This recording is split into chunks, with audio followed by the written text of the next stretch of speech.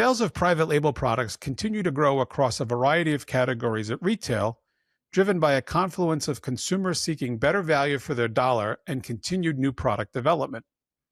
As retailers look to keep sales of own brand products growing, the question now being asked by some is what steps retailers need to take to further raise the profile of their own brand assortments. And the answer to that question might be right in front of them. Welcome to Store Brand Spotlight. I'm Greg Sleater, Executive Editor of Store Brands. Our guest is Jessica Wagner, Managing Partner of Digital Product at Fueled, a web and app development-based agency. Jessica will share her thoughts on how retailers should be using their apps and websites to market private label products more efficiently and effectively to consumers. As she has noted, private label is often associated with value, but the digital experience can help retailers tell a more complete story around quality, relevance, convenience, discovery, and repeat purchase. Jessica, welcome to the podcast. Welcome. Thank you for having me. It's great to have you. The conversation around the digital presence of private brands and how retailers use those digital outlets has been something that's been talked about more in recent years, but I don't think we've seen a lot of momentum that way. So as like I mentioned in my opening, as private label grows, it'll be interesting to see how retailers can utilize those digital tools more to market the products, market their value, market their quality. So looking forward to the conversation. Jessica, private label traditionally has really relied heavily on in-store placement and that lower price point to kind of win over shoppers. But from a digital perspective, why is it no longer enough for a retailer just to do that and end that kind of brand strategy at the physical shelf? Yeah, great question. I think today, discovery generally starts long before someone walks into a store. So there's social media, there's paid ads, but more importantly, there's the digital products themselves that have become so familiar to people. So if you think about the difference between walking into a grocery store versus opening an app like Instacart, right? All of a sudden, shelf position matters a whole lot less than search ranking or reorder defaults. You know, what pops up at the top and says order it again or buy it again. Recommendation placement, you know, whether or not there's personalization at play.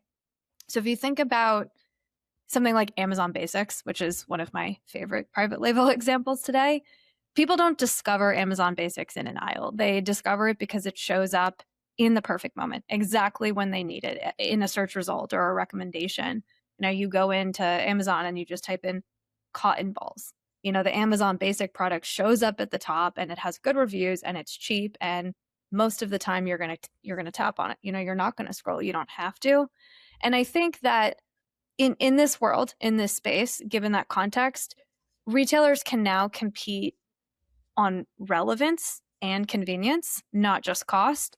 So private label is cheaper, but it's also right there when I need it, especially in these digital settings. So whereas private label used to win because it was nearby and because it costs less, now it can win because it feels like what's right for me in that moment. One of the transformations we've seen with private label in recent years is the segment as a whole has grown from a budget fallback into, for some consumers, a first choice brand, especially at some specific retailers.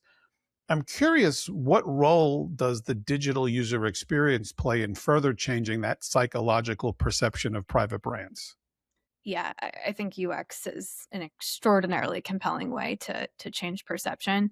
People generally associate great digital experiences, you know, polished, highly designed digital experiences with quality and trust, whether they realize it or not, and in a way that's agnostic to the actual price point of the product in question. A good example here is Trader Joe's. You know, Trader Joe's which is all private label, puts an immense amount of effort into naming and packaging and storytelling and, you know, beautiful illustrations on their signage in the physical location. And interestingly, they famously spend almost no money on traditional advertising, but they still have a cult-like following around some of their products. People love that frozen orange chicken in particular.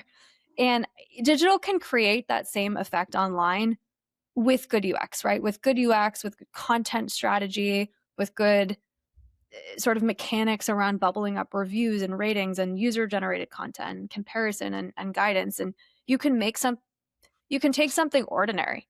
You can take the Amazon basic cotton balls, for instance, and you can make them feel really novel and really special with good UX digitally. Another good example I think is actually Target's own brands.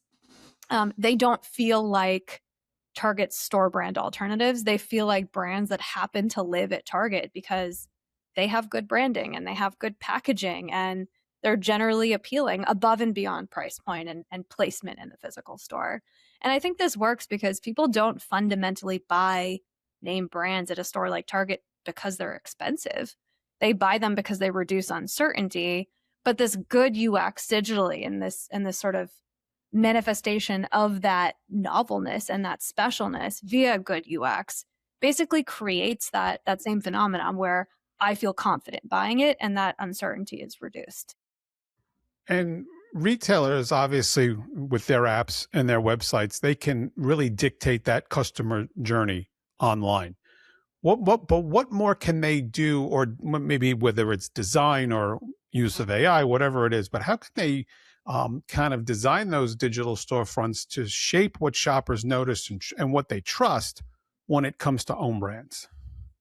Yeah, that's a great question. And I think AI has actually had a giant impact here in just the last 12, 18 months.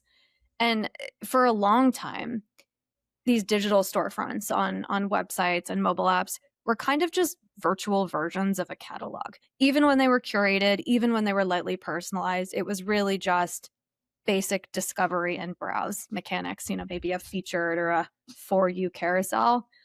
But today, especially with AI, they're more. They're closer to decision engines, especially when you look at the market leaders, right? The Amazons, the Walmarts, the Targets.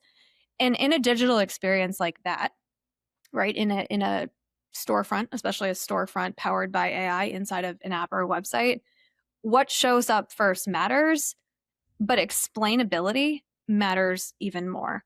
So outside of retail analogs, I think Spotify and Netflix and some of these kind of content leaders are really good examples because people really trust the recommendations inside of these products, inside of Spotify, for instance, because they feel relevant and right, not promotional or even, force personalized. And I think retail can do the same thing.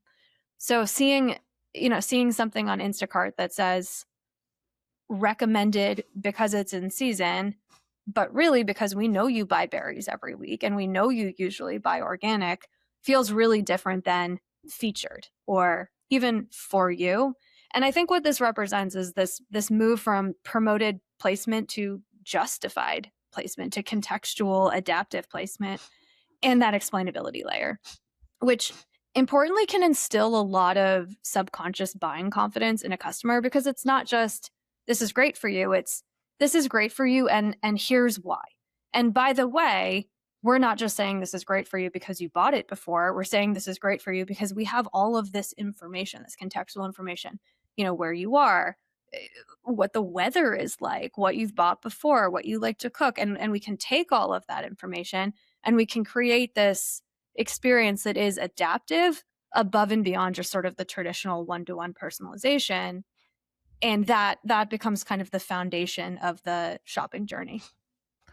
So, Jessica, it's interesting you bring up Spotify because I think historically industries operate in silos. So a Target will look at Walmart's doing, Walmart will look at what Amazon's doing. But is there something for the retailers to learn from apps like Spotify when we talk about user experience?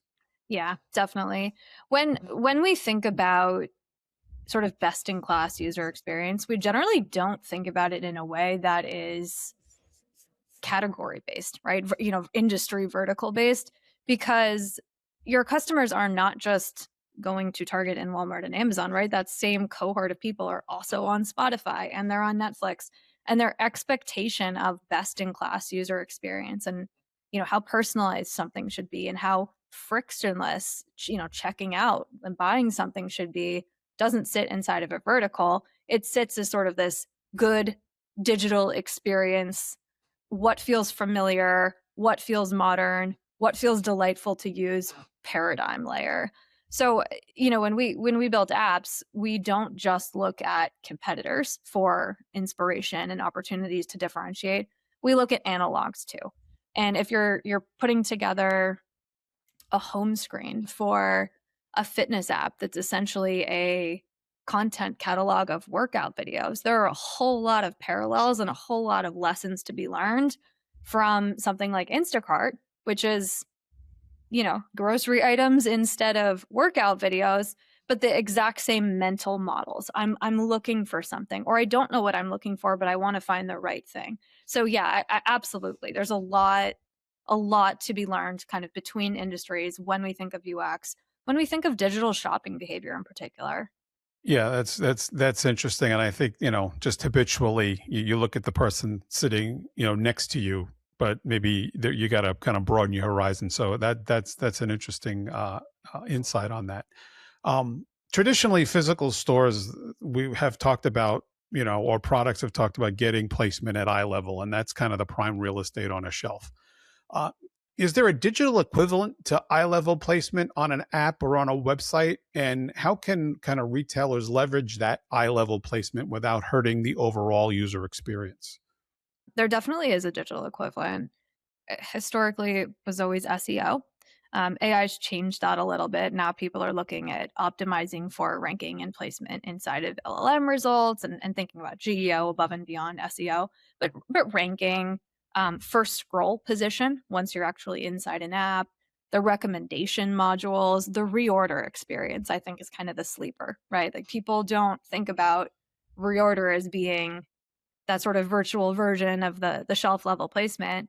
But there's something super powerful about that reorder what you got last time, because we know you got it. We know you were happy with it categorically, happy with it from a price point perspective. You probably liked it, and it just reduces all of the friction, all of the decision paralysis, especially in something like a food ordering app, or a grocery app, or a sort of like basics shopping app when you're not making a high price point type purchase. Um, and just sort of piggybacking on that, one really interesting example here I think is Sephora. That is in a digital shopping experience with a huge number of SKUs, like thousands and thousands of skincare and beauty products. And on a platform like that, showing up first drastically changes purchase behavior.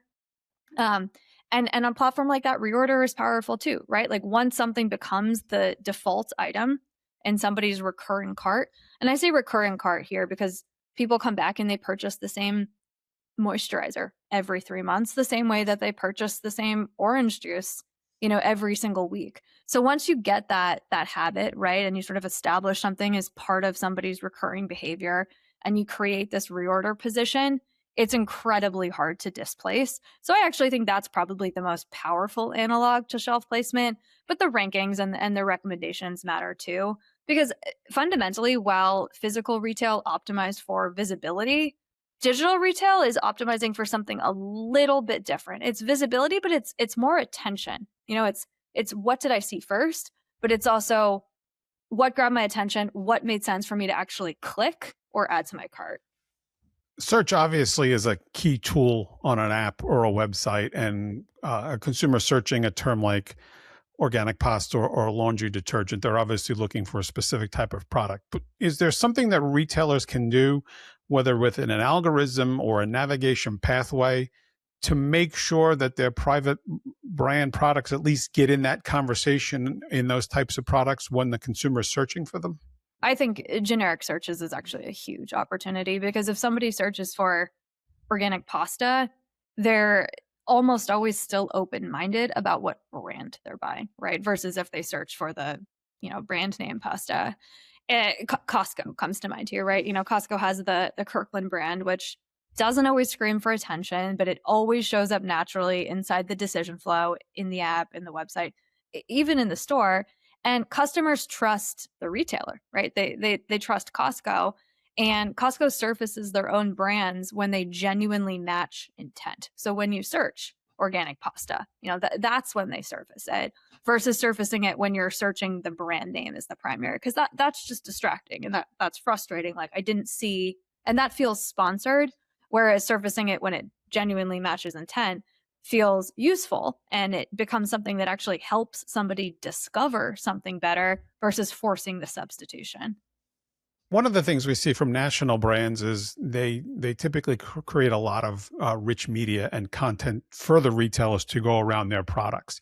Um, is that's something really that retailers should be doing as well with their private label products as well to create a little more excitement or provide a little more information, I would think. Yeah, I definitely think private labels should be taking more inspiration from market leaders. Show quality, show comparison, show use cases, show more than just a description and maybe a photo. The brand that always comes to mind here is Apple, right? Apple's website obviously has beautiful photography, but they do such a good job of telling a story around their products, right? Explaining why something exists and creating kind of an immersive experience and going through one of their product detail pages versus just listing the specs. So I think if you were talking about laundry detergent, right? If you had a page for a private label laundry detergent that had not just the description and the ingredients, but like stain performance ranking or customer photos or cost per load instead of just that static kind of spreadsheet feeling like display, it would be a lot more compelling. So I really think it's just telling those stories. Tell the stories the way that the market leaders are do. Don't just list the specifications. Yeah, absolutely. And then, kind of to that, we see a lot of websites offering digital recommendations or a complete the basket feature. That also seems like a really good way for the retailers to introduce shoppers to private label alternatives, maybe that they either didn't know about or might not have considered. Yes, but I think the tactic matters. As a shopper, as a consumer, not as a product person, um, recommendations can be annoying sometimes, right? Especially when they are surfaced or positioned in a way that adds friction in the checkout flow. Um, in the negative permutation, Amazon comes to mind here, right? I'll sometimes go to order paper towels really quickly. And then there's the step that's like, are you sure you don't want bananas and soap and things that I probably have bought in the past, but I'm just looking to order paper towels because they just ran out. So I think being thoughtful about that is really important because at the end of the day, recommendations do reduce risk and people are willing to try something new, willing to try private label when it feels contextual. So think about Trader Joe's again, right? Like people rarely discover one private label Trader Joe's product and stop. They tend to kind of build trust across different categories, pasta, sauce, bread, whatever. And digitally, basket recommendations can recreate that effect, right? You're buying pasta, try our sauce. It just needs to be done strategically such that it doesn't introduce friction because the goal isn't necessarily conversion. It's actually creating a new default that people come back to over and over and over. And that becomes the pasta I buy and the sauce that I buy or the paper towels that I buy. You just also touched on customer reviews, which obviously has become a major factor in what people buy and they read through reviews. And I know retailers have kind of struggled with, the real reviews versus the fake reviews, and it seems like they've gotten a better handle on that more recently. Is there anything different or new with how retailers can use those reviews to validate their private label products, or is it, kind of what we've been familiar with for many years? Putting a pin in the fake review sort of sentiment for a moment, I'll circle back to that. There is nothing more powerful than user generated content, reviews, photos when it comes to trust. Reviews are a trust transfer, right? They are arguably the most effective way a retailer can reduce the trust gap, which naturally exists a little bit with private label products. I think people assume something's a little bit cheaper, it's probably lower quality. And private label has to work a little bit harder for that credibility. So I think, retailers strategically elevating reviews and content that answers questions that customers are actually asking, like the quality, right? Is the quality there? If they saw a review that was, I switched from name brand X to this private label product and I haven't gone back, I feel better. Use case proof, like this shirt held up through 6 washes, or my kids actually ate this veggie pasta. The comparison confidence, right? Like this private label sauce tastes identical to this store brand sauce, or, saved me $20 with no quality trade-off. So the reviews being contextual and actually addressing some of the concerns and questions that are just organically top of mind for customers when they're subconsciously weighing private label with name brand, I think is really, really powerful. But just the reviews alone carry so much more trust than really anything else. And this is a sentiment that, and a phenomenon that really transfers from category to category. There's tons of data out there saying people will trust one influencer that they see on TikTok promoting, a product in a way that they would not trust 1,000 reviews on Amazon, which actually comes back to the point you made initially with there is this sort of widespread concern that not all of the reviews that we see on product detail pages are real. But I actually think that sentiment is almost entirely mitigated when there's photos. And I think the most powerful thing that somebody can do is a before and after photo. So we've built a lot of beauty and skincare apps and sites. We've worked with Clinique and Dime Beauty and Victoria's Secret Beauty. And nothing motivates somebody to actually trust and decide to buy a new product more than seeing somebody else, total stranger on the internet, right, write a review that says, this is my skin before, this is my skin after. Or in 3 months, I saw, a reduction in this problem. Hearing those success stories, especially when they're coupled with photos, is, in my opinion, the single most compelling way to close that trust gap and kind of effectively achieve that trust transfer. And for products where that's not relevant, right? Like nobody's doing a before and after of orange juice. It's those reviews that are, this tastes identical to Tropicana. So reviews are awesome, and I think that UGC is one of the most powerful tools that retailers have to close that trust gap and to kind of earn that credibility. We see a lot of tools out there now, personalization engines, digital shopping assistants, and there's a lot of talk of how the retailers can use that, especially for consumers that maybe have a specific dietary need or a buying history. How can those tools be employed and used, especially when you're dealing with a dietary preference where you're offering a suggestion, but you're not trying to overly sell it. You want to be a little gentle about the process. This is where things get really interesting. I think there's kind of an overt, low-hanging fruit way to accomplish that, which is, put a setting in your app that says, I eat gluten-free, and then all of a sudden everything's filtered so that I only see gluten-free groceries or, gluten-free items on Seamless to order for meal delivery. But the much better way to accomplish this is not to do it so overtly, because not everybody will opt into that. And not everything is as binary as a dietary restriction, right? Like maybe it's a preference that I'm not going to sort of opt into necessarily. But retailers know a lot more today than ever before about their customers, right? They know what you purchase, they know where you live, they know your dietary preferences, they know your budget signals. They probably know your family composition, right? They know more about you than you think.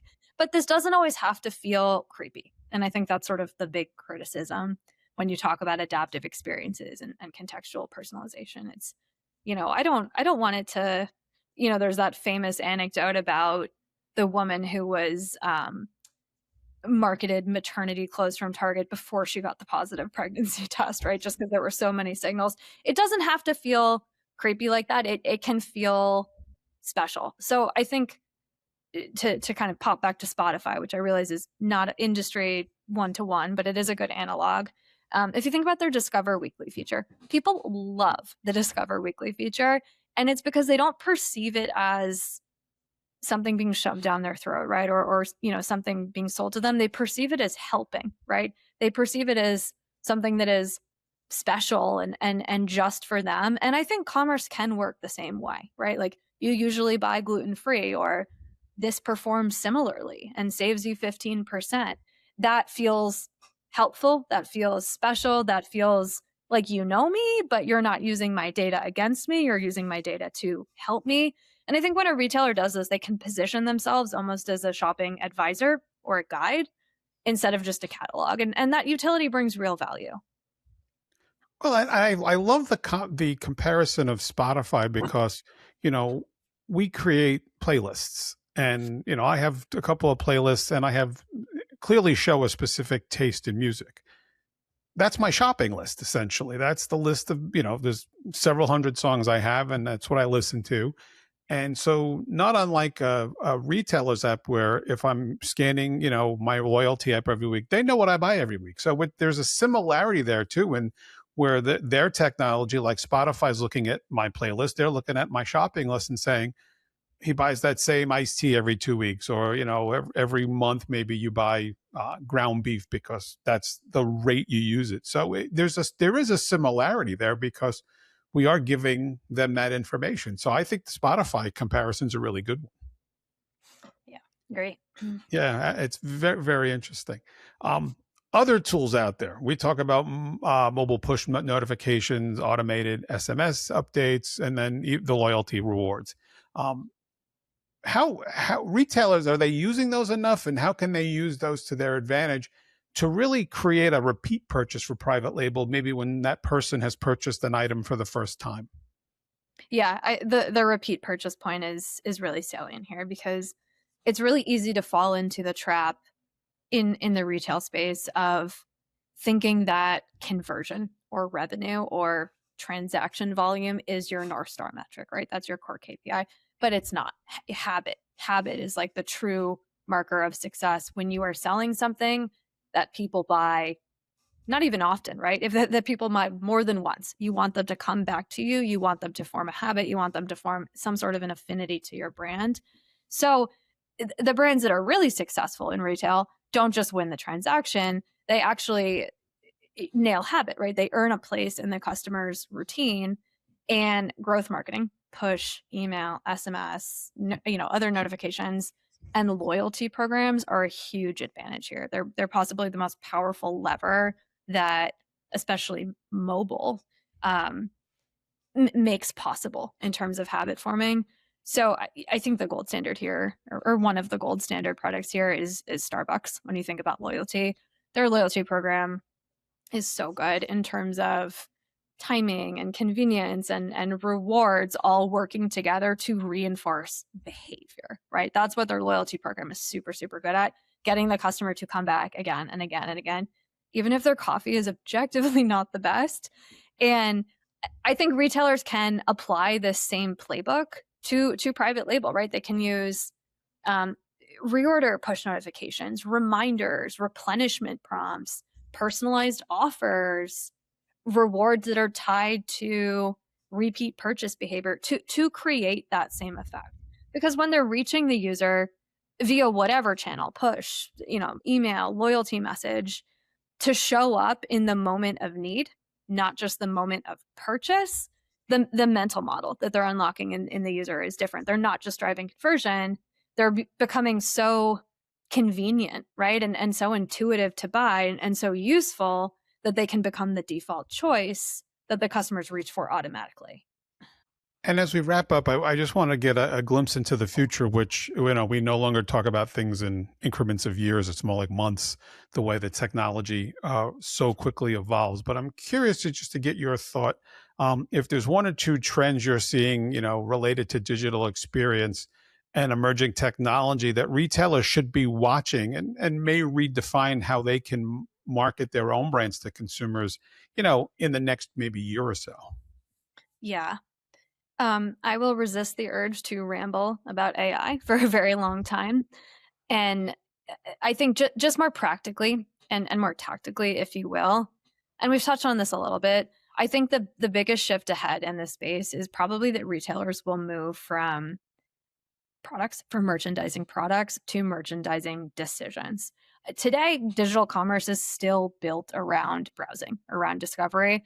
But in the future, I think it'll be built so much more around outcomes and intents. And we can talk about, agentic commerce and the trust required there. And, do people actually want that? Are people actually comfortable with it? But even if you push all that to the side, if you build a product experience that is oriented around an outcome, right, or a need and an intent or a behavior that the user has, the experience will inherently become more compelling. So maybe it's a adaptive commerce. Maybe it's an AI shopping assistant that doesn't objectively feel like AI or doesn't feel gimmicky.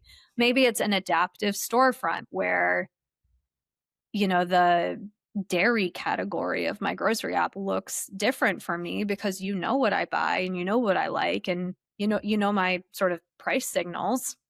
Um, Maybe it's conversational commerce. Maybe it's that chat layer where I come in and I say, I want to add milk and cheese and brown sugar to my shopping bag. And immediately I see three recommendations and I can approve them. There's a whole lot of different ways to kind of achieve the same outcome, which is creating an experience that feels really intent oriented for the user and importantly makes the path to purchase feel a lot less like searching and adding to cart and a lot more like delegation. So imagine you tell a retail app, feed my family, or grocery app, feed my family of four for under $200 this week, or help me buy healthier snacks for my kids. And you receive a complete personalized basket. And you can just go in and you can add stuff and you can remove stuff and you can modify it. And over time, it gets to know you and it becomes really good. So the modifications become more and more minor. You just save yourself not only a lot of time navigating the categories and the filters and finding everything you want, but the decision lift, right? Like the mental load is so much lighter and the experience just feels so much better. And I think in that world, which is not far out. In fact, I think you could argue we're in it. Retailers have an enormous advantage because they already have control, right? They have control of inventory, of pricing, of fulfillment, of recommendation logic. And private label becomes especially powerful because it can become embedded directly into that recommendation layer instead of having to compete for attention on the shelf in the store. So the retailers that win won't necessarily have the cheapest store brand or even the best placement of their private label brands. They'll be the ones that remove the decision fatigue and make choosing them feel effortless and become a habit.